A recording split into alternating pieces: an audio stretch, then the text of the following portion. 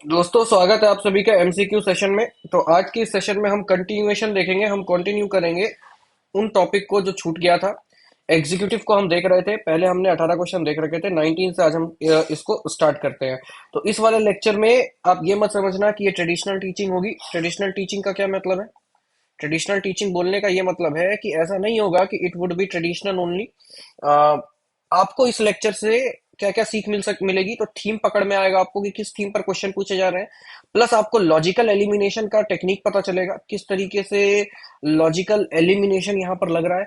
उसके बाद तीसरी चीज जो आपको ये पता चलेगी, कौन सा ऑप्शन ज्यादा इंपॉर्टेंट होता है रॉन्ग करते टाइम एग्जामिनर कौन सा ऑप्शन फ्रेम करता है, और जो ऑप्शन सही होते हैं उनका नेचर कैसा होता है।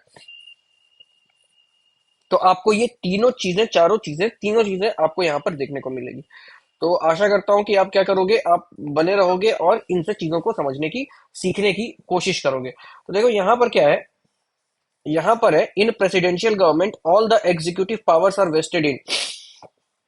एग्जीक्यूटिव हेड कौन होता है? कौन होता है एग्जीक्यूटिव हेड? अपर हाउस तो हो नहीं सकता। ठीक है, ठीक है। कैबिनेट में ऑल द एग्जीक्यूशन पॉसिबल नहीं है। क्यों? क्योंकि एग्जीक्यूशन होता है तो कहां होता है? In the name of president होता है, तो आंसर प्रेसिडेंट होगा। इस बात को समझना। प्रेसिडेंट चैप्टर जब आप देखोगे तो आपको ये क्लियर हो जाएगा। ये कोई बहुत बड़ा क्वेश्चन नहीं है, ये बहुत इजी क्वेश्चन है। अब है cardinal cardinal features of political system in India. अब ये बताओ, इंडिया में पॉलिटिकल सिस्टम का क्या मतलब है? पॉलिटिकल सिस्टम मतलब यहाँ पर तो पार्लियामेंट्री फॉर्म ऑफ गवर्नमेंट है। तो कहीं ना कहीं पार्लियामेंट्री फॉर्म ऑफ गवर्नमेंट में भाई, अच्छा, चार ऑप्शन है। तो पार्लियामेंट्री फॉर्म ऑफ गवर्नमेंट में कहीं ना कहीं रेस्पॉन्सिबिलिटी आएगी, या तो पार्लियामेंट्री फॉर्म ऑफ गवर्नमेंट लिखा होगा। तो कहा, यहाँ देखो, पार्लियामेंट्री फॉर्म ऑफ गवर्नमेंट मतलब कि दूसरा तो सही है। जैसे ही दूसरा सही हो जाएगा हम तुरंत ऑप्शन में आएंगे और सब जगह दूसरा है। उसके बाद क्या बोल रहा है? It is democratic Republic. ये डेमोक्रेटिक रिपब्लिक है। क्यों है? डेमोक्रेसी का क्या मतलब होता है कि रूल ऑफ पीपल। डेमो आया है डेमोग्राफी से। डेमोग्राफी मतलब पॉपुलेशन, पीपल। ठीक है ना? क्रेटिक, क्रेसी मतलब रूल। तो मतलब डेमोक्रेटिक का क्या मतलब है कि भाई लोगों, जनता के द्वारा रूल, शासन किया जाए। तो अब यहां पर देखो क्या है कि जनता के द्वारा शासन, जनता के द्वारा प्रतिनिधि चुने जाते हैं। वही प्रतिनिधि किसको चुनते हैं? प्रेसिडेंट को। प्रेसिडेंट इनडायरेक्टली इलेक्ट होता है ना हमसे। हम जिसको चुनते हैं वो जाकर के प्रेसिडेंट को चुन लेता है। सिंपल सी बात है। हमारे देश में प्रेसिडेंट के लिए इलेक्शन नहीं होता है। हमारे देश में प्रेसिडेंट के लिए इलेक्शन नहीं होता है। इलेक्शन होता है लेकिन उसमें हम लोग भाग नहीं लेते, उसमें हमारे चुने हुए लोग भाग लेते हैं। और रिपब्लिक है क्यों है? क्योंकि जो हेड है, हेड ऑफ स्टेट है, वो कैसा है? तो वो भाई बढ़िया है। बढ़िया कहने का मतलब हेरिडेटरी नहीं है, राजा नहीं है, चुना हुआ है, और जो है बढ़िया है। तो इसका मतलब ये तो सही है, ये भी सही है। तो हम देखते हैं भाई यहाँ पर वन किस में है, तो वन भी सभी में है। वन भी सभी में, एक को छोड़ के। The supreme power vest in people of the India. जब हम लोग प्रियम्बल पढ़ रहे थे तब भी हमने ये देखा था, है ना? हमने जब एवी डाइसी का, जब हम लोग फंडामेंटल राइट देख रहे थे, तब एवी डाइसी का तीसरा पॉइंट या चौथा पॉइंट हमने ये देखा था कि ब्रिटेन में जो पावर फ्लो करती है वो कहाँ से? सोर्स ऑफ पावर क्या है? कॉन्स्टिट्यूशन है। हमारे यहाँ पर सोर्स ऑफ पावर क्या है? तो पीपल है। ठीक है। अब it provide for unified authority, नहीं फेडरलिज्म है भारत में तो, और 3 लेवल पर सरकार चलती है। इसका मतलब चौथा हटा दो, चौथा यहाँ से हट जाएगा, तीसरा है, तो आंसर ये हो जाएगा। ठीक है। कॉन्सेप्चुअल क्वेश्चन है ये, और इस टाइप के क्वेश्चन आ सकते हैं। इसमें कोई भी अगर बोले कि नहीं आएंगे, ये है वो है, तो एग्जाम के बाद पता चल जाएगा, है ना? अब उसके बाद देखो क्या है, consider the following statement. India क्या है? Democratic polity, sovereign sovereign state, democratic society, welfare state. तो इसमें तो यार सभी है Bharat. Welfare state DPSP, democratic society right to vote, sovereign state preamble, democratic polity preamble, है ना? है ना? S S S D R, S S S D R. ठीक है। Socialist sovereign, sovereign socialist secular, democratic republic, preamble. तो ये यहाँ पर ये आपको समझ में आना चाहिए कि तो सब है। ठीक है। तो यहाँ पर ये हुआ। उसके बाद विच one of the following is not feature. Bharat का इनमें से, भारत जो है, भारत का इनमें से कौन सा फीचर नहीं है? नहीं है कहने का मतलब समझ रहे हो? नहीं है कहने का मतलब कि भारत में, मतलब कि इनमें से बेसिक बेसिक जो चीजें हैं वो ये है कि कौन कौन सा फीचर। अब देखो भारत में क्या है, बहुत ही लिबरल डेमोक्रेसी है, बहुत ही बैलेंस डेमोक्रेसी है, तो जहां पर भी कंसंट्रेशन ऑफ पावर आ रहा है, जहां पर भी फालतू में एक तरीके का अथॉरिटेरियन रेजीम टाइप की चीजें आ रही है, वो नहीं होगा आंसर। ठीक है ना, वो नहीं होने वाला। रूल ऑफ लॉ हमने कहाँ देखा है? फंडामेंटल राइट पर। डेमोक्रेटिक गवर्नमेंट अभी हम देख करके आए हैं, कॉन्स्टिट्यूशनल गवर्नमेंट पहले लेक्चर में हमने देखा था। तो ये सब ऑलरेडी जो लक्ष्मीकांत का है वो सब हमने देख रखा है। उसके बाद यहाँ पर वेलफेयर स्टेट, वेलफेयर स्टेट सीधा कहाँ दिमाग जाना चाहिए? डीपीएसपी पे। अब secure maximum welfare of maximum number नहीं है भाई, maximum welfare of maximum number ये नहीं है अपना। प्रोवाइड हेल्थ फैसिलिटी हो सकता है, हो सकता है कि प्रोवाइड हेल्थ फैसिलिटी हो। Management, management of welfare of weaker section. देखो, अब देखो इसमें मैं बताता हूँ चीजें क्या चल रही है यहाँ पर। देखो, सिंपल सी बात है, बात यहाँ पर कहने का ये मतलब है कि secure maximum welfare of maximum number ये ऑप्शन नहीं होगा। इसलिए नहीं होगा, maximum number is not limiting statement, ये लिमिटिंग स्टेटमेंट नहीं है। मतलब आप अंबानी का भी फायदा करवा दोगे उस हिसाब से तो अंबानी चलो एक्सट्रीम केस हो गया, फिर तो आप उनका भी फायदा करवा दोगे जिनकी जिनकी सैलरी पर मंथ की 1.5 लाख रुपए है, 2 लाख रुपए है। छोड़ो, आप उनका भी फायदा करवा दोगे जिनकी सैलरी 80 हजार है, 70 हजार है महीने की। मैक्सिमम में तो वही काउंट आ गए, नहीं होता ऐसा। वेलफेयर स्टेट इसकी बात करता ही नहीं है। जा करके डीपीएसपी फिर से खोलना, डीपीएसपी फिर से पढ़ना, तो आपको पता चलेगा कि वो सर्टेन सेक्शन ऑफ सोसाइटी के लिए बना हुआ है, सर्टेन सेक्शन के लिए। फंडामेंटल राइट्स की तरह नहीं कि सबके लिए अवेलेबल है। वैसा नहीं है, वैसा नहीं है, वैसा नहीं है ना, ये सारी चीजें वैसी नहीं है। तो ये तो कट जाएगा। अब उसके बाद management of welfare of weaker section. अब देखो ये आ रहा है वीकर सेक्शन, मतलब सर्टेन सेक्शन के वेलफेयर के लिए बात कर रहा है। प्रोवाइड हेल्थ फैसिलिटी, ये दोनों हो सकता है, ये दोनों हो सकता है, लेकिन इन दोनों में से मैक्सिमम मतलब ज्यादा बेस्ट पॉसिबल कौन है? तो बी है आंसर। ठीक है, प्रोवाइड हेल्थ फैसिलिटी का क्या मतलब है? यार अगर तुम अंबानी को प्रोवाइड मतलब हेल्थ फैसिलिटी प्रोवाइड कर रहे हो, तो क्या वो तुम वेलफेयर स्टेट में आ रहे हो? तुम किंग जोंग उनको प्रोवाइड कर रहे हो, तो तुम क्या वेलफेयर स्टेट में आ रहे हो? अब कहोगे ये कहाँ लिखा हुआ है, तो यहाँ पर ये भी तो नहीं लिखा हुआ है कि ये वीकर सेक्शन के लिए हेल्थ फैसिलिटी।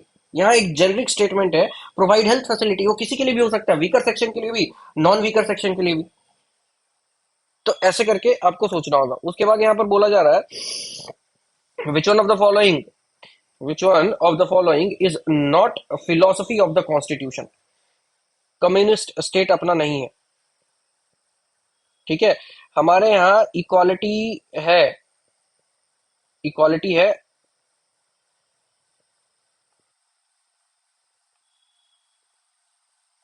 प्रियम्बल में ही स्टेटस एंड अपॉर्चुनिटी की बात की गई है। वेलफेयर स्टेट तो कितनी बार बोला है, उसके बाद सोशलिस्ट स्टेट तो है ही वो। तो कौन सा नहीं है? तो यहाँ पर कम्युनिस्ट स्टेट नहीं है, हम लोग सोशलिस्ट स्टेट है। हाँ, ये आप कंफ्यूज मत होना, क्योंकि extreme form of socialism is communism, extreme form of socialism is communism. और यहाँ पर क्या, which one of the following statements are correct या इज करेक्ट, ये ऐसा थोड़ा सा। तो यहाँ पर क्या था, constitution of India is presidential नहीं है क्या? प्रेसिडेंट नहीं, अमेरिका का कॉन्स्टिट्यूशन प्रेसिडेंशियल, अपना नहीं है, अपना नहीं है। India is a titular monarchy. क्या भारत में मोनार्की है? क्या राजा रजवाड़े चलते हैं? क्या मोनार्की है भारत में? नहीं है। India is an aristocracy. सामंतवाद है क्या भारत में? क्या जमींदार आज भी राज करते हैं? क्या सामंती है? क्या नहीं है। क्या इंडिया में पार्लियामेंट्री डेमोक्रेसी है? बिल्कुल है ना, इंडिया में पार्लियामेंट्री डेमोक्रेसी है। अब उसके बाद, what is the main source of political power in India? Political power, what is the main source of political power in India? Obviously ये शुरू से बोल रहा हूँ, पीपल है। ब्रिटेन में क्या है? कॉन्स्टिट्यूशन है। अपने यहाँ पर क्या है? पीपल है। एवीडाइसी का तीसरा यही है ना जो अपने यहाँ नहीं लगता, तीसरा ही है, तीसरा या चौथा है एवीडाइसी। अब यहाँ पर देखो, विच one of the following is a basic feature of presidential government? Presidential government, ठीक है। अब प्रेसिडेंशियल गवर्नमेंट मतलब अमेरिकन गवर्नमेंट,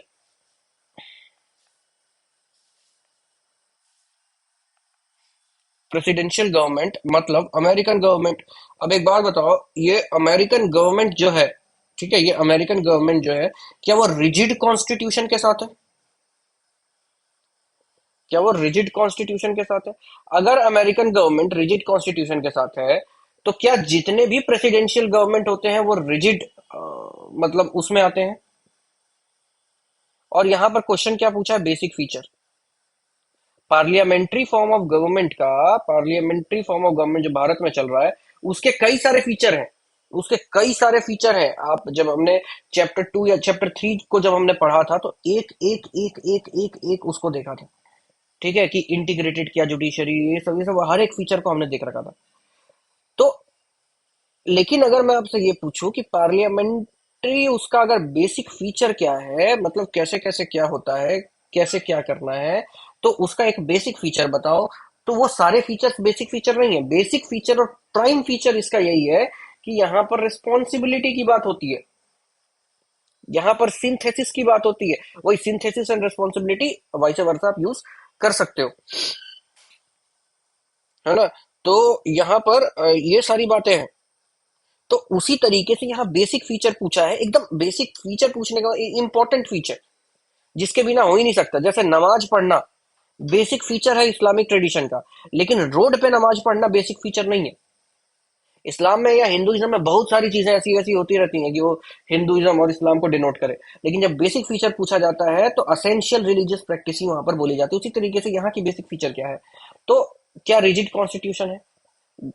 क्या रिजिड कॉन्स्टिट्यूशन पार्लियामेंट्री डेमोक्रेसी में नहीं होता? होता है, ब्रिटेन में है। पार्लियामेंट्री डेमोक्रेसी है ब्रिटेन में। पार्लियामेंट्री डेमोक्रेसी है ब्रिटेन में। क्या कॉन्स्टिट्यूशन रिजिड है ब्रिटेन का? क्या कॉन्स्टिट्यूशन रिजिड, क्या कॉन्स्टिट्यूशन है ब्रिटेन का?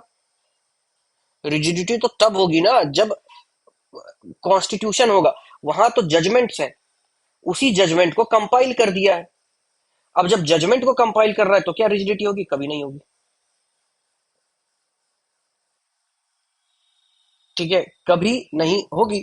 तो यहां पर एक ही बात। दूसरी बात, सिंगल एग्जीक्यूटिव की बात यहां पर हो रही है। क्या एग्जीक्यूटिव सिंगल होते हैं?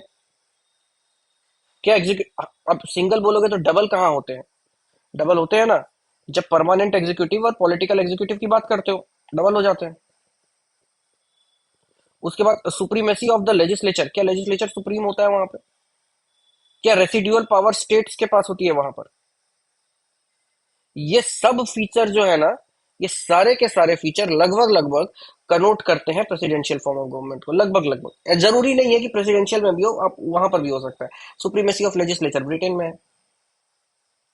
सुप्रीमेसी ऑफ लेजिस्लेचर ब्रिटेन में, तो ऐसा नहीं है कि ये मतलब पूरे तरीके से, पर ये मोस्टली ये आपको देखने को मिलेगा, ऐसा होता है। लेकिन अगर बेसिक फीचर की बात करेंगे ना, तो यहाँ पर एग्जीक्यूटिव सिंगल होता है, प्रेसिडेंट होता है। भारत में एग्जीक्यूटिव कितने कितने हैं? प्राइम मिनिस्टर है प्लस प्रेसिडेंट है, प्राइम मिनिस्टर है प्लस प्रेसिडेंट है। इसको हटा दो, सॉरी इसको हटा दो, सिंगल हो गया। इसको हटा दो तो सिंगल हो गया। वो बात है यहाँ पे। अब यहाँ पे which of the following is correct? Which of the following is correct? The main feature of A presidential form of government, तो प्रेसिडेंशियल फॉर्म ऑफ गवर्नमेंट फिर पूछ रहा है, तो head of executive is the president, है ना? Head of executive जो होते हैं वो प्रेसिडेंट होते हैं, पता नहीं। The president appoints his council of minister, पता नहीं। The president can not dissolve the legislature, all of the. देखो, हमें ये तो पता है कि एग्जीक्यूटिव का हेड प्रेसिडेंट होता है प्रेसिडेंशियल फॉर्म ऑफ गवर्नमेंट में। क्यों? सिंगल वाली बात होती है वहां, और पीएम हट जाता है। अपने यहाँ पर कौन होता है हेड? पीएम होता है। काउंसिल ऑफ मिनिस्टर कौन होता है? वो सब सब पीएम, प्राइम मिनिस्टर होता है। लेकिन जब पीएम ही हट जाएगा तो बचेगा कौन? तो ये तो सही होगा। साथ में president appoints his council of minister, हर जगह यही होता है भाई, हर जगह यही होता है, तो ये भी सही होगा। ये दोनों सही हो गया, all of the above answer होगा। तीसरा हमें देखना ही नहीं है।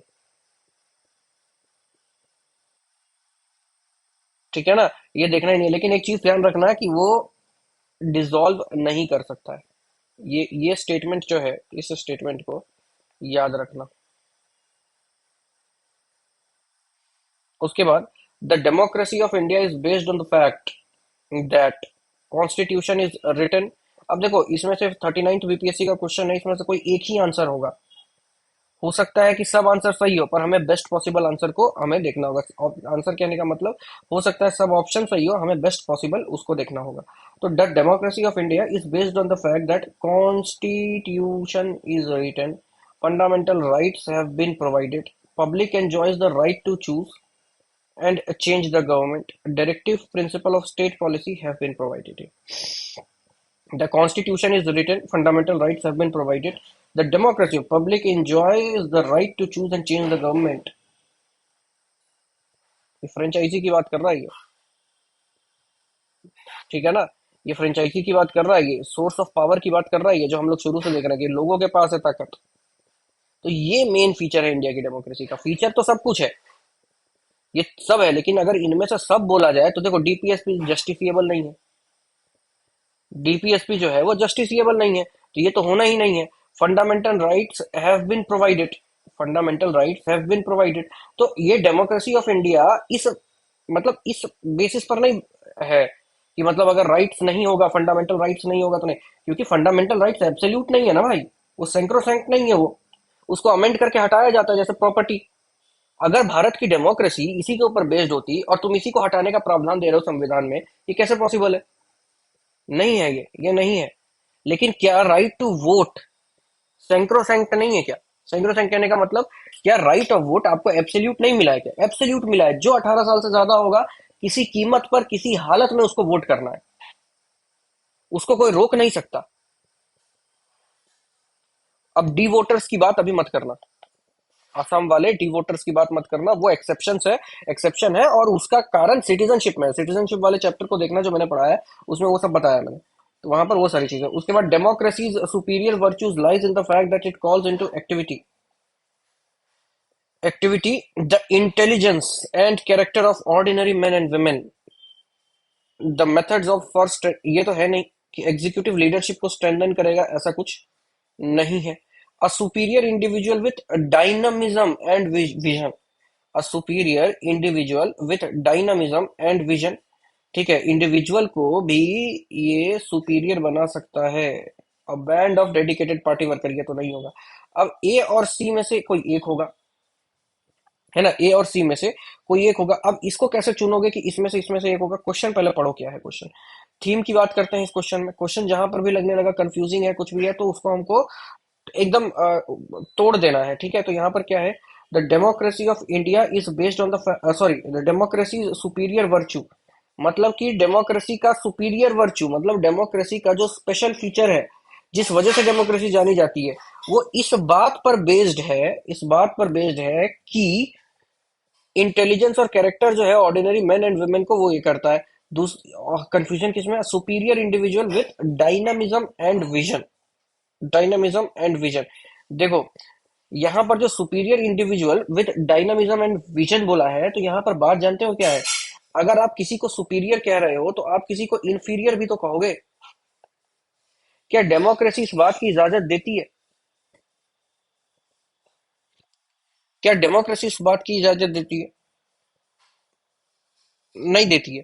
यहां पर क्या है, अब आप यहां पर ये मत सोचना कि जो इंटेलिजेंस है और कैरेक्टर है, तो यहां अगर इंटेलिजेंस बोला गया है तो यहां नॉन इंटेलिजेंस भी बोल दिया जाएगा?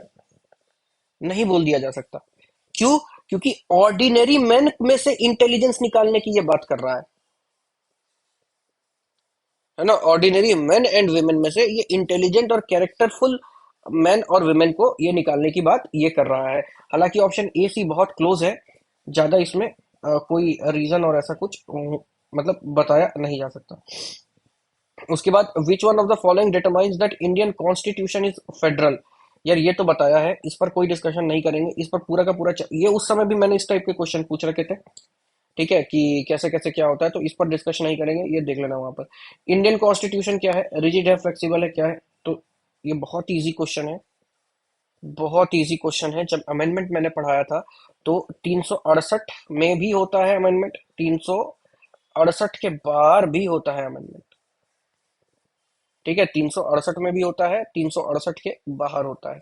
तो ये सारी बातें आपको ये देखने को मिलेगी। उसके बाद क्या है, the parliamentary form of government was first introduced in which country, ठीक है, कहाँ से लिया है हमने पार्लियामेंट्री फॉर्म ऑफ गवर्नमेंट? हमने पार्लियामेंट्री फॉर्म ऑफ गवर्नमेंट कहाँ से लिया है? तो it was from great Britain. ठीक है। और उस समय कॉलोनियल ताकतों में सबसे ऊपर तो यही था ना भाई, सबसे ज्यादा डेवलप यही था। यही कारण था कि ब्रिटेन ने सबको क्या किया, सब्जुगेट कर दिया। ब्रिटेन ने क्या किया, सबको सब्जुगेट कर दिया। तो ये सारी बात है और ये सब कुछ है।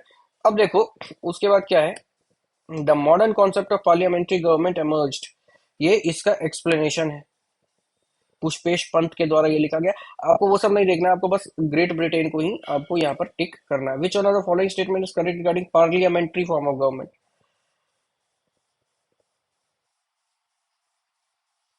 यहाँ पर देखो, लेजिस्लेचर को रिस्पॉन्सिबल बता रहा है जुडिशरी के लिए, क्या है ऐसा,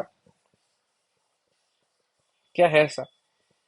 रिस्पॉन्सिबिलिटी तो है, रिस्पॉन्सिबिलिटी तो है, लेकिन क्या ये कहना कि लेजिस्लेचर जो है वो जुडिशरी से वो है, वो सही है? नहीं है। क्या लेजिस्लेचर एंड एग्जीक्यूटिव इंडिपेंडेंट है? नहीं है। क्या प्रेसिडेंट है रिस्पॉन्सिबल? नहीं है। क्या लेजिस्लेचर रिस्पॉन्सिबल है टू एग्जीक्यूटिव को?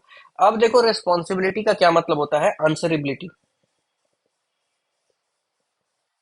आंसरेबिलिटी जैसे मान के चलो, आपको किसी ने, आपको आपके पापा ने 500 रुपया दिया।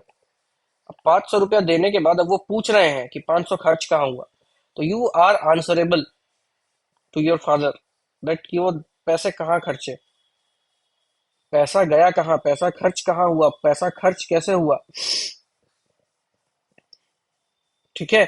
तो यू आर आंसर, इसी आंसरेबिलिटी को रिस्पॉन्सिबिलिटी कहते हैं।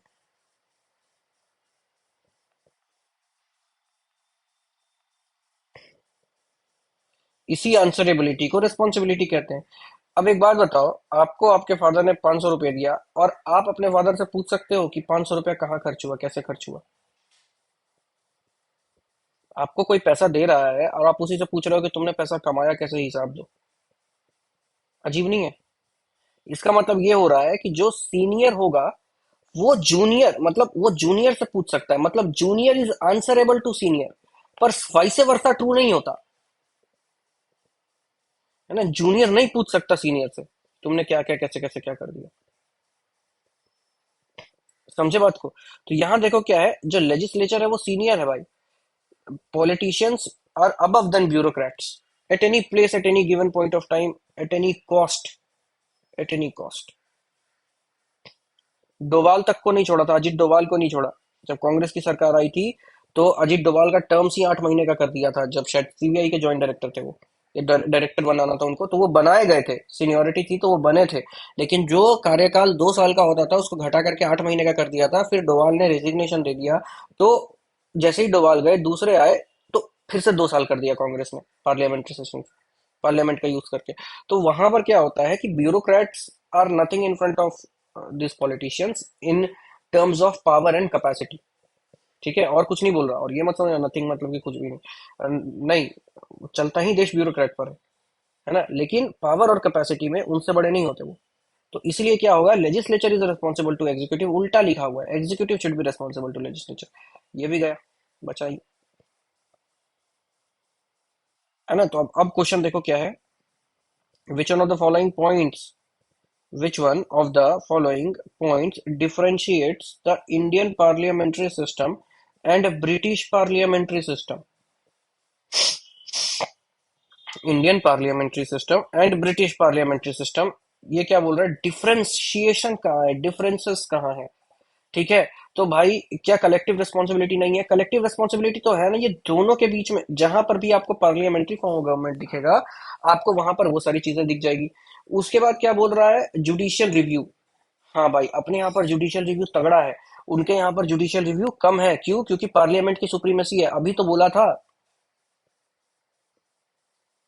है ना? देखो क्या लिखा हुआ है, ब्रिटिश पार्लियामेंट, देखो स्क्रीन पे, British parliament is a sovereign body. British parliament जो है वो सोवरेन बॉडी है। उसके बाद बाई कैमरल लेजिस्लेचर, क्या नहीं है क्या ब्रिटेन में? रियल एंड नॉमिनल एग्जीक्यूटिव नहीं है क्या? जो मोनार्क है वो क्या है? मोनार्क जो है वो क्या है, वो नॉमिनल एग्जीक्यूटिव है। अब अपने यहाँ पे प्रेसिडेंट क्या है, वो नॉमिनल एग्जीक्यूटिव है, तो बचता है फिर जुडिशियल रिव्यू। बचता है सिर्फ जुडिशियल रिव्यू। उसके बाद बोला जा रहा है consider the following statements and select the correct answer. Consider the following statement and select the correct answer from the quote given at the end। यहाँ पर क्या है, constitution of India provides for federal system. क्या भारत का संविधान federal system की बात करता है? अगर आपको पता होगा तो करता है। हमने चैप्टर 2 262 263 आर्टिकल हमने देख रखा है। उसके बाद it has created very strong centre. ठीक है ना? तो दोनों सही है, पर ये स्ट्रॉन्ग सेंटर की वजह से इंडिया फेडरल है ऐसा नहीं है। है ना? ऐसा नहीं है, इसीलिए ये सारी चीजें हैं। यहाँ पर बोल रहा है which of the following is not a federal feature of the Indian constitution. Which of the following is not a federal feature of the Indian constitution. अब क्या सेंटर और स्टेट के बीच में पावर डिस्ट्रीब्यूशन नहीं है? भारत में क्या रिटन कॉन्स्टिट्यूशन नहीं है? लिखा गया है ना भाई, लिखा तो गया है। जुडिशरी इंडिपेंडेंट नहीं है, क्या है? तो बचता है सिंगल सिटीजनशिप।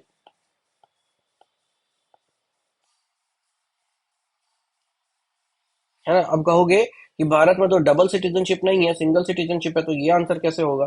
तो ये आंसर इसलिए होगा क्योंकि ये फेडरल फीचर को नहीं शो कर रहा है, ये यूनिटरी फीचर को शो कर रहा है। इस पर तो पूरा चैप्टर पढ़ाया, पूरी डिटेलिंग की है, इसलिए ज्यादा इसको नहीं समझाऊंगा आज के इस वीडियो में। उसके बाद आप एकदम देखिएगा, ये जो लक्ष्मीकांत का जो चैप्टर है, चैप्टर नंबर 3, उसमें ही 3 में भी है, और पार्ट 2 ऑफ द लक्ष्मीकांत में भी इसको हमने डील कर रखा है, और बहुत अच्छे से डील कर रहा किया हुआ है।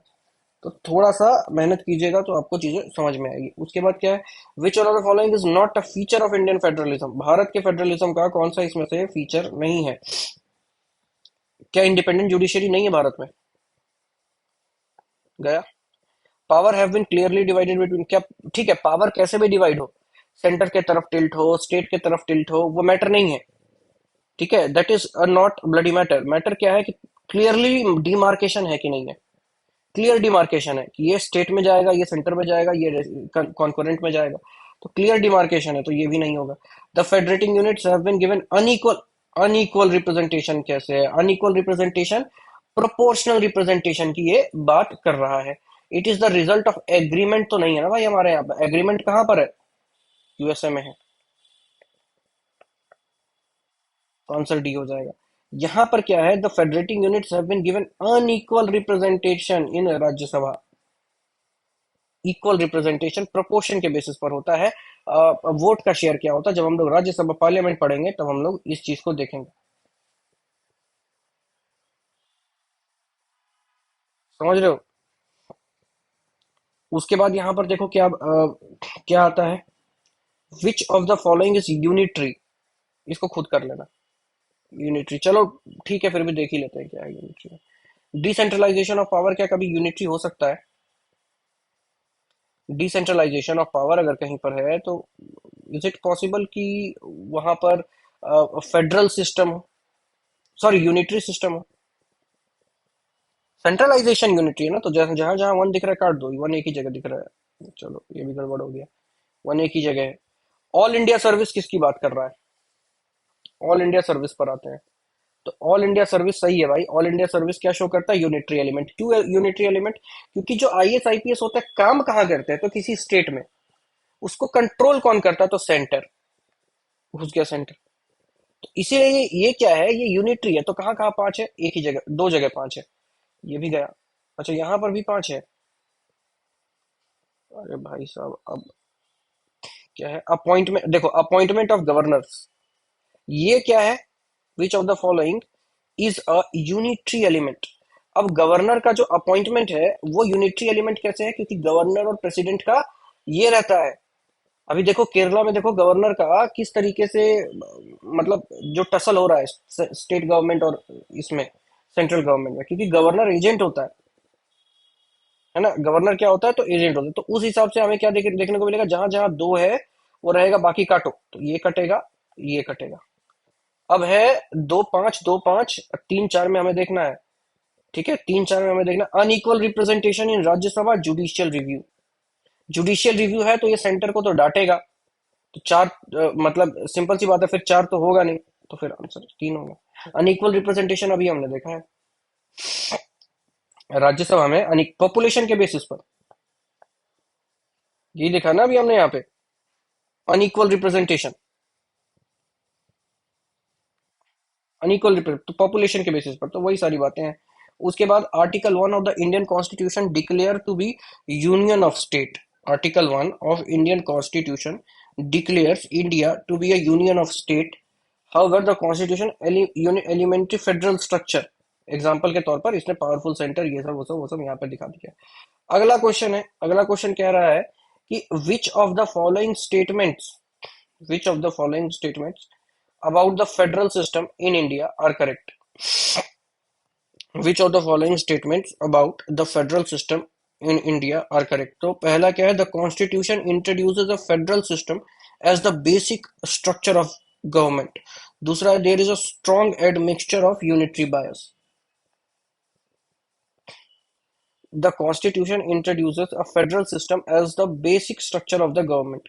ठीक है, क्या, देखो फेडरल सिस्टम जो है वो बेसिक स्ट्रक्चर तो है कॉन्स्टिट्यूशन में, ठीक है, आप फेडरेशन को इस तरह से नहीं कर सकते, आप इमरजेंसी नहीं लगा सकते फालतू में बिना पूछे जुडिशियल रिवीजन, ये सब कुछ, लेकिन क्या संविधान ने दिया है? संविधान ने फेडरल सिस्टम दिया है, ठीक है, फेडरेशन की बात हुई है, सेंटर स्टेट रिलेशन की बात हुई है, ठीक है ना, 243 को देखोगे तो वहां हुआ है, लेकिन क्या ऐसा कहा गया है संविधान में कि यही जो फेडरल सिस्टम है वो बेसिक स्ट्रक्चर है सरकार का? मैं ये नहीं बोल रहा ये नहीं दिया फेडरल, ये फेडरल तो दिया ही है, लेकिन क्या ये दिया है? अगर आंसर में ये है तो ये गलत आंसर है, ये नहीं होगा। There is a strong admixture of unitary bias, है ना, there is a strong ad, देखो सेलेक्ट द करेक्ट आंसर। इसमें मेरे ख्याल से ये गलत है, वन पे एक बार आप लोग भी चेक कर लेना, ये चीज नहीं होगी। हाँ, क्वेश्चन क्या पूछ रहा है कि इसमें से कौन सा फेडरल सिस्टम इंडिया करेक्ट है, तो संविधान ने फेडरल सिस्टम दिया यहां पर सही है, लेकिन संविधान ने ये थोड़ी ना कहा है कि वो बेसिक स्ट्रक्चर है गवर्नमेंट का। बेसिक स्ट्रक्चर डॉक्ट्रिन कौन देता है? जुडिशरी, उसमें दिया हुआ है, ठीक है उसमें, लेकिन क्या कॉन्स्टिट्यूशन ने दिया है ये? तो इस बात पर थोड़ा सा डिबेट है। अगर आप लोग देख रहे हो इस वीडियो को यहां तक पहुंचे हो तो कमेंट बॉक्स में इसका एक्सप्लेनेशन एक बार कमेंट कर देना, मेरे हिसाब से तो नहीं होना चाहिए, ठीक है, नहीं होना चाहिए, ठीक है। ये जरूर है, ये मैं मानता हूं कि संविधान ने फेडरेशन की बात की है, संविधान में आर्टिकल है, ये सब सारी बातें सही है, लेकिन उस आर्टिकल को कह दिया कि भाई तुम बेसिक स्ट्रक्चर हो, ऐसा कॉन्स्टिट्यूशन ने बोला है, ऐसा तो नहीं है, ऐसा नहीं है। अब यहां पर क्या है, the central and state government get authority from, कहां से अथॉरिटी मिलती है भाई? तो इंडियन कॉन्स्टिट्यूशन से, समझे, वो कहाँ से अथॉरिटी मिलती है? तो इंडियन कॉन्स्टिट्यूशन से वो सारी चीजें मिलती है। उसके बाद बोल रहा है president of India is elected indirectly, parliamentary system in India has been combined with republicanism, republicanism, तो ये तो खैर ठीक है, दोनों ही सही है, रिपब्लिक होने का ही यही मतलब होता है, रिपब्लिक होने का ही मतलब यही होता है, ठीक है। उसके बाद यहाँ पर क्या है, India is a republic, India क्या है, इंडिया एक रिपब्लिक है, क्या जो क्या इंप्लाई करता है, India is a republic which implies that, तो क्या है, head of the state is elected, head of the state is elected, the country is free, the country possesses a democratic system of government, जो final authority है country में वो parliament के साथ होती है। तो इंडियन रिपब्लिक का क्या मतलब है भाई, ये कि वो इलेक्टेड है, मोनार्क नहीं है। कंट्री इज फ्री का क्या मतलब है कि वो फ्रीडम की बात कर रहा है। Country possesses a democratic system का क्या, सिस्टम ऑफ गवर्नमेंट, इसका क्या मतलब बन रहा है? इसका मतलब बन रहा है कि the country possesses a democratic system of government. Democratic system of government कहने का क्या मतलब आ रहा है कि डेमोक्रेसी है वहां पर। तो अब डेमोक्रेसी तो अमेरिका में भी है, लेकिन America as a republic, India as a republic, Britain as a republic, अलग अलग चीजें हैं। फाइनल अथॉरिटी कहाँ है? तो भाई पार्लियामेंट में रेस्ट करती है, ऐसा है क्या? अपने यहाँ पर तो चेक्स एंड बैलेंसेस है ना। मान लो संविधान ने कुछ बनाया, जुडिशरी ने उसको काट दिया, चेक्स एंड बैलेंसेस है ना अपने हाथों, तो किस तरीके से ये होगा। उसके बाद क्या है, अब टू स्टेटमेंट्स यहाँ पर दिए हुए हैं, दो स्टेटमेंट यहाँ पर दिए हुए हैं, असर्शन और रीजनिंग का क्वेश्चन है ये। तो political parties our life blood of democracy. Political parties are a lifeblood of democracy. Normally, people blame political parties for bad governance. Lifeblood of democracy. Normally, people blame political parties for bad governance. देखो ये दोनों सही है, ये दोनों सही है, पर वी हैव टू सी कि whether this particular reason is reason of this particular assertion. ठीक है ना। क्या क्या क्या जो लोग जो हैं, लोगों के पास ये अधिकार है कि वो ब्लेम कर सकें पॉलिटिकल पार्टी को, तो क्या इस रीजन को हम लोग मतलब ऐसा हम लोग कह सकते हैं, ऐसा हम लोग सोच सकते हैं भाई कि यही रीजन है इस असर्शन का। मेरे हिसाब से इसका आंसर बी होना चाहिए। ठीक है, ए दिया हुआ है, लेकिन मेरे हिसाब से यहाँ पर बी। एक्सप्लेनेशन पढ़ लेते हैं। पॉलिटिकल इन, ठीक है, दे ब्रिंग पीपल, ठीक है, डेवलप, ठीक है, so it is said that political life, ठीक है, ये तो है ही। It is also true that people people usually blame political, ठीक है, ये भी है, ये दोनों सही है। लेकिन रीजन कैसे हो सकता है? अगर आप किसी पॉलिटिकल पार्टी को ब्लेम कर रहे हो कि भाई तुम्हारे वजह से गड़बड़ी हो गई, ठीक है, या तुमने गलत कर दिया, तो गवर्नेंस तुम्हारे वजह से सही नहीं हुआ, ठीक है, दंगा हो गया तो इसमें राजनीति है, मतलब दंगा, तो इसका मतलब ये कैसे हो सकता है कि पॉलिटिकल पार्टीज लाइफ ब्लड है डेमोक्रेसी की? अगर पॉलिटिकल पार्टी लाइफ ब्लड है डेमोक्रेसी की, तो रीजन में कुछ ऐसा रीजन होना चाहिए था जो डेमोक्रेसी को स्ट्रेंथन करने वाला पॉलिटिकल पार्टी के द्वारा किया गया, उठाया गया कोई कदम हो, है ना। यहाँ ब्लेम गेम और ये कैसे हो सकता है? तो ये मेरे हिसाब से बी होगा, बाकी आप लोग ए ही मानना क्योंकि ए दिया हुआ है तो। और ठीक है, तो आप लोग ए मानना, मेरे हिसाब से बी होगा। अब यहाँ पर क्या है, given below are two statements. यहाँ पर दो स्टेटमेंट दिए हुए हैं, एक को कहा गया है असर्शन और दूसरे को कहा गया है रीजन, सेम है। अब देखो, अब ये मत कहना कि भाई ये तो पुराना क्वेश्चन है, बहुत पहले पूछता था, यूपीएससी में चालू हो गया है पूछना असर्शन रीजनिंग के क्वेश्चन। असर्शन और रीजनिंग ये चालू हो गया है यूपीएससी में पूछना, तो इस बात को आप थोड़ा सा ध्यान में रखना। अब देखो असर्शन में क्या है, नेचर है जो इंडियन पॉलिटिकल सिस्टम का, ये क्या करता है, तो ये कंटिन्यूटी एंड चेंज की बात करता है ना। जो इंडियन पॉलिटिकल सिस्टम का ये जो है, ये क्या करता है, तो ये कंटिन्यूटी एंड चेंज की बात करता है। Indian political system contains the element of the following political system such as modern style, the traditional style and saint style. अब यहाँ पर देखो क्या ये बोल रहा है कि हमें, लेट सपोज हमें इस ये क्वेश्चन आता ही नहीं है, तो क्वेश्चन क्या है, द नेचर ऑफ इंडियन, बिल्कुल है, तभी तो अमेंडमेंट है। अब अपने संविधान को चेंज कर सकते हो ना। अमेंडमेंट की एक वीडियो गई होगी यूट्यूब पे, देखना, ये स्टेटमेंट पढ़ाया हुआ है मेरा। आप अगर देखोगे उसमें निकाल करके, तो ये जो स्टेटमेंट है भाई मेरे साहब, असर्शन जो है वो मेरा पढ़ाया हुआ है। उसके बाद the Indian political system contains the element of the following political system, modern style, modern style, बिल्कुल मॉडर्न स्टाइल। कैसे मॉडर्न स्टाइल? तो 1935, 1935। उसके बाद बोला गया है द ट्रेडिशनल स्टाइल, ठीक है, और तीसरा बोला गया है सेंट स्टाइल। तो ट्रेडिशनल स्टाइल का क्या मतलब है? ट्रेडिशनल स्टाइल का क्या मतलब है कि हम क्या कर रहे हैं, हम क्या कर रहे हैं, भारत के कल्चर को, भारत के आर्ट को, आर्किटेक्चर को, एस्पेक्ट को हम लोग प्रिजर्व करने की कोशिश कर रहे हैं, उस बेसिस पर हम लोग गवर्न कर रहे हैं। बिल्कुल फंडामेंटल ड्यूटी में ये चीज लिखी हुई है। ठीक है, लिखी हुई है ना फंडामेंटल ड्यूटी में।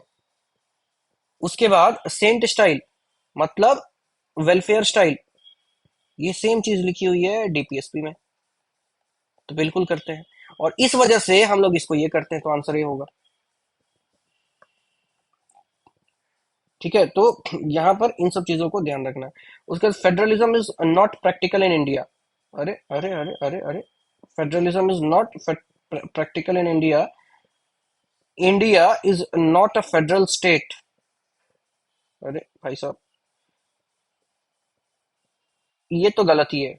आर तो गलत है, तो जहां जहां आर कहाँ है, यही है, तो यही आंसर हो। लेकिन यहाँ पर ये कह रहा है federalism is not practical in India, how can you say that? पता नहीं। देखो फिर यहाँ पर मेरा थोड़ा सा ओपिनियन डिफरेंट होगा कि हाउ कैन यू से। देखो वेस्टर्न टेक्स्ट बुक लिखोगे ना, देखोगे ना, तो इंडिया को सेक्युलर वो मानते ही नहीं है, है ना। इंडिया को वेस्टर्न वाले सेक्युलर नहीं मानते हैं। बहुत ज्यादा प्रोपोगेंडा है इंडिया के अगेंस्ट। वीडैम इंस्टीट्यूट की रिपोर्ट, स्वीडन की रिपोर्ट आई है जिसमें ऐसा बोल दिया गया कि भाई भारत से डेमोक्रेसी जाने वाली है। ठीक है, भारत की डेमोक्रेसी एक टाइम पर अलार्मिंग स्टेट पर थी ना। कोर्ट मतलब आप समझ रहे हो, मतलब जुडिशरी से लेकर के, ईडी से लेकर के, इलेक्शन कमीशन से लेकर के, यूपीएससी से लेकर के, सबको ट्विन कर दिया था सरकार ने, और किया है तो वो है। लेकिन जिस हिसाब से दिखाया गया वीडियम इंस्टीट्यूट में कि इस लेवल पर हो रही है चीजें, नहीं हो रही थी उस लेवल पर चीजें यहाँ पे। ठीक है ना, नहीं हो रही थी, वो है ही नहीं, पॉसिबल ही नहीं है होना, पॉसिबल ही नहीं। और अब होगी क्या? अब तो 370 क्या, अब पूर्ण बहुमत से नहीं आ पाई ये लोग, 400 प्लस का क्या, तब तो होना ही नहीं है। अब तो वैसे भी नहीं होना है। तो ये पता नहीं। और फेडरलिज्म अगर प्रैक्टिकल नहीं है भारत में तो हो कैसे रहा है भाई, ऊपर से लेकर के नीचे तक, सेंटर से लेकर के लोकल गवर्नेंस तक। हाँ, वेस्ट की किताबें पढ़ोगे तो आपको ये स्टेटमेंट सही दिखेगा। नहीं मानते हैं। सूडो फेडरलिज्म कहते हैं, सूडो सेक्युलरिज्म कहते हैं यहाँ पे। बस दिखावे का है। फेडरलिज्म और सेक्युलरिज्म है कुछ नहीं। क्यों ऐसा कहते हैं? क्योंकि यूनिटरी टिल्ट है, यूनिटरी टिल्ट है यहाँ पर, और वॉचफुल एम्बीवेलेंस है सेक्युलरिज्म। इस वजह से वेस्ट कहते हैं कि किस टाइप का सेक्युलरिज्म है। तुम रिलीजन में तो घुसते ही हो, तुम ट्रिपल तलाक को कैंसिल तो कर ही देते हो। ठीक है ना, तुम ट्रिपल तलाक को तो कैंसिल कर ही रहे हो। तुम क्या कर रहे हो? सेंटर को ज्यादा पावर तो दे ही रहे हो। किस तरीके से? तो उस बेसिस पर ये चीजें तो प्रैक्टिकल नहीं है। रीजन इसमें देखो, कंप्लीट फेडरल का ये मतलब नहीं होता ना भाई कि प्रैक्टिकल नहीं है। कंप्लीट फेडरल का मतलब ये थोड़ी ना होता है कि प्रैक्टिकल नहीं है। हम जो सोच रहे हैं फेडरलिज्म को, हम तो इम्प्लीमेंट कर रहे हैं ना उसको। हमने पिछले पिछले पिछले पिछले ही क्वेश्चन में देखा था कि सरकार, जिसमें मैंने बोला कि यार ये कॉन्स्टिट्यूशन में, यहीं पर हमने देखा है, जो मैंने बोला कि यार नहीं हो पाएगा, नहीं हो सकता है करके, एक अभी बोला था ना मैंने। ये देखो बेसिक स्ट्रक्चर वाला, ये वाला तुम वहां कह रहे हो। यही यूपीपीसीएस का क्वेश्चन है। ये भी यूपीपीसीएस का क्वेश्चन है, वो भी यूपीपीसीएस का क्वेश्चन है। यहाँ पर आयोग कह रहा है कि the constitution introduce federal system. यहाँ पर वो कह रहा है कि फेडरल सिस्टम संविधान ने इंट्रोड्यूस करवा दिया, और यहाँ पर उसको वो वन मान रहा है, वन को करेक्ट मान रहा है। आंसर क्या दे रहा है? बी दे रहा है, 1 2 दे रहा है, तो ये इसको करेक्ट मान रहा है। लेकिन यहीं पर वो कह रहा है कि भाई कंप्लीट फेडरल नहीं है। यहीं पर वो कह रहा है कि यहाँ पर ये जो सारी चीजें हैं प्रैक्टिकल नहीं है, फेडरलिज्म प्रैक्टिकल ही नहीं है। वहां वो कह रहा है कि फेडरेशन की बात संविधान में की गई है। तो ये क्या देखो, यूपीपीसीएस ही है ये सही है, ये सही है कहने का क्या मतलब है कि प्रैक्टिकल नहीं है भारत में। ठीक है, तो ये सब थोड़ा सा वर्ड्स का खेल है। वेस्टर्न स्कॉलर्स को पढ़ोगे, वेस्टर्न टेक्स्ट को पढ़ोगे तो आपको ये सारी चीजें यहाँ पर देखने को मिल जाएंगी। उसके बाद है what is the nature of Indian constitution.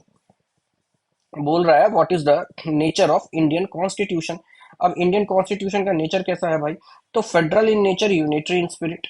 अब इसमें इसका ये मतलब नहीं है ना कि भाई फेडरलिज्म प्रैक्टिकल नहीं है भारत में। प्रैक्टिकल जो हम लोग सोच रहे हैं वो तो कर ही रहे हैं, है ना। वो तो खैर ऑप्शन वैसा था कि हमारे पास कुछ आंसर करने को नहीं बचा, तो we went with that particular option. यहाँ पर क्या है? The primary objective of India federal design was to weave a nation out of its. ठीक है, ठीक है, करेक्ट है ये तो। यही था ना कि फेडरेशन क्यों बनाया था सरदार पटेल ने, क्यों स्टेट को पावर दी थी थोड़ी सी? क्यों? क्योंकि भाई हमको क्या करना था, इकट्ठा यूनिफाई करना था, डाइवर्स पार्ट को नेशनल इंटीग्रेट करना था।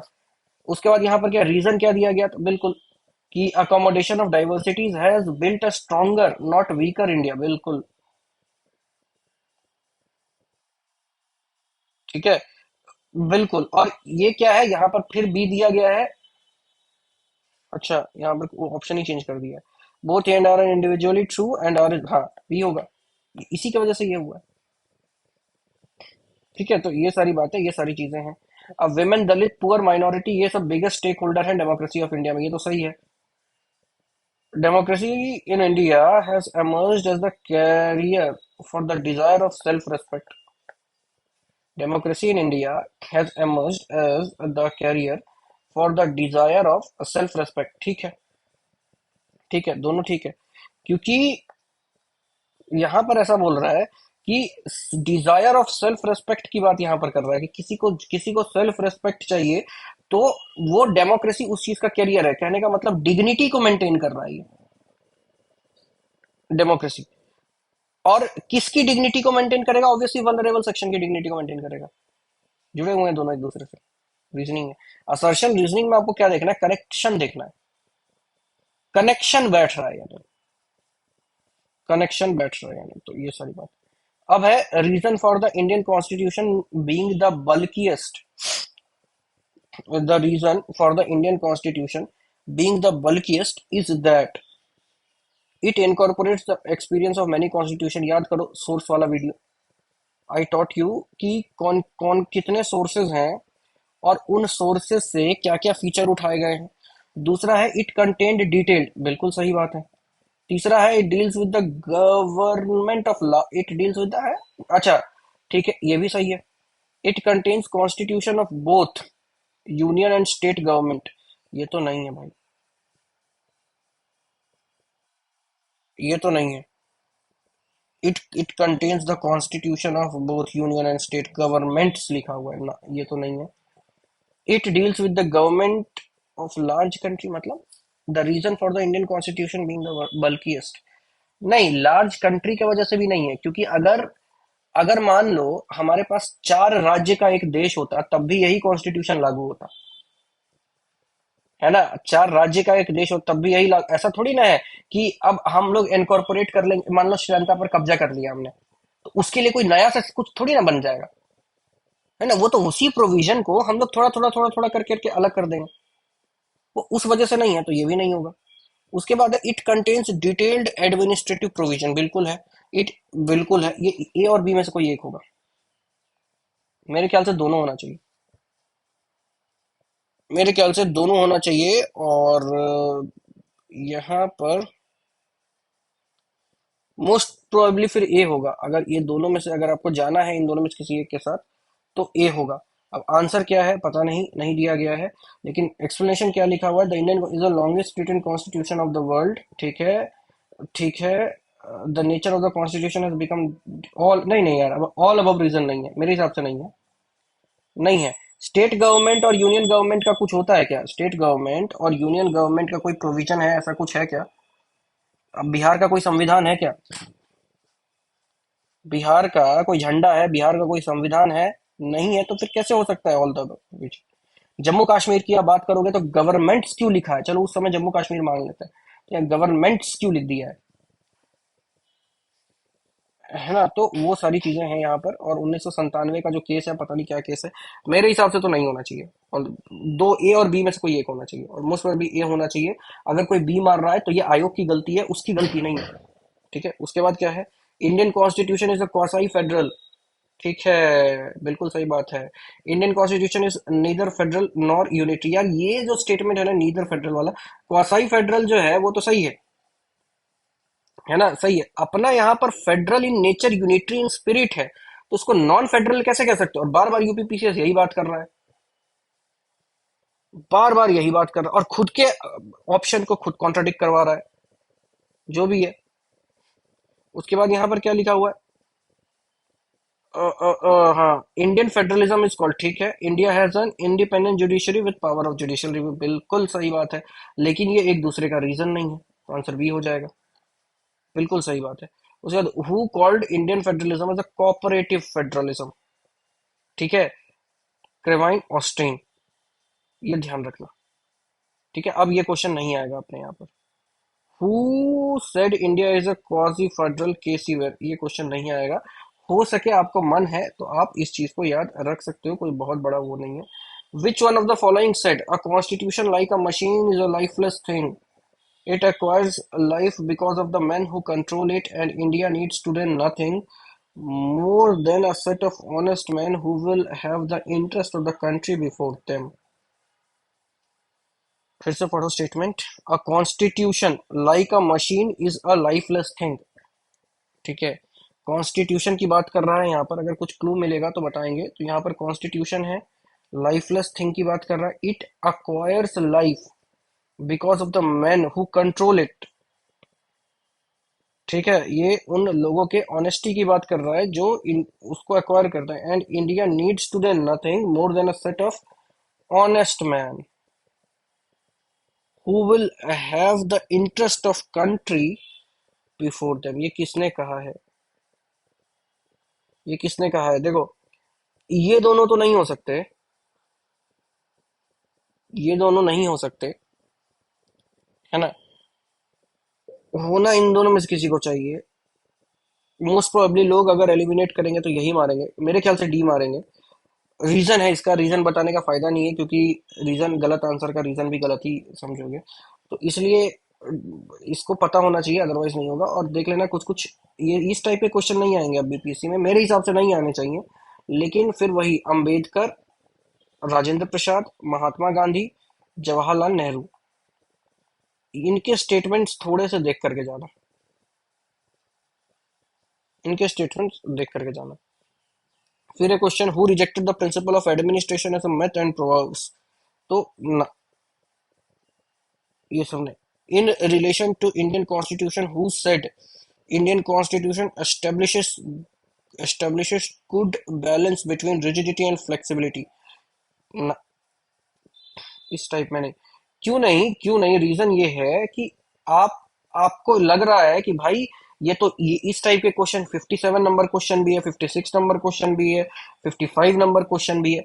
आप ध्यान रखो, अगर आप इस टाइप के क्वेश्चन को कैटर करने जाओगे तो आपको ऐसे कम से कम 50 फैक्ट पढ़ने पड़ेंगे। और ये एक साल में ऐसे 5 क्वेश्चन नहीं आएंगे, या तो आएंगे ही नहीं, आएंगे तो एक आएगा। तो एक के लिए आप 50 60 70 फैक्ट पढ़ने से अच्छा लक्ष्मीकांत को आप एक बार रिवाइज कर लो, करंट अफेयर पढ़ लो कहीं से भी। तो वो सारी चीजें करने की कोशिश करना फिर से ये। और अब क्या हो रहा है ना, पेपर चेंज हो चुका है, पेपर का तरीका चेंज हो चुका है, सब कुछ चेंज हो चुका है। तो फिर मुश्किल है कि इस टाइप के क्वेश्चन आएंगे। फिर क्वेश्चन पूछ रहा है, which one of the following is incorrect about the Indian political system. Indian political system क्या प्रेसिडेंशियल है अपना? नहीं है, खत्म हो गया, यही हो गया फिर। नॉट इनकरेक्ट पूछ दिया ना, इनकरेक्ट पूछ दिया, तो यही सारी चीजें हैं। उसके बाद पूछ रहा है, which one of the following is not true in relation to democratic determination. ठीक है, तो यहाँ पर क्या है, पीपल सुप्रीम है, तो ये तो ट्रू है ना अपने भारत में, तो ये तो नहीं होगा। इलेक्टेड हेड नहीं होगा। Supreme is person like wise a king, यही होगा। यहाँ रिप्रेजेंटेटिव की बात कर रहा है। तो इस तरीके के क्वेश्चन है, इसको देखना है और चीजें सही करनी है। तो आशा करता हूँ वीडियो सही लगा होगा। अब मिलते हैं अगले वीडियो में, तब तक के लिए धन्यवाद।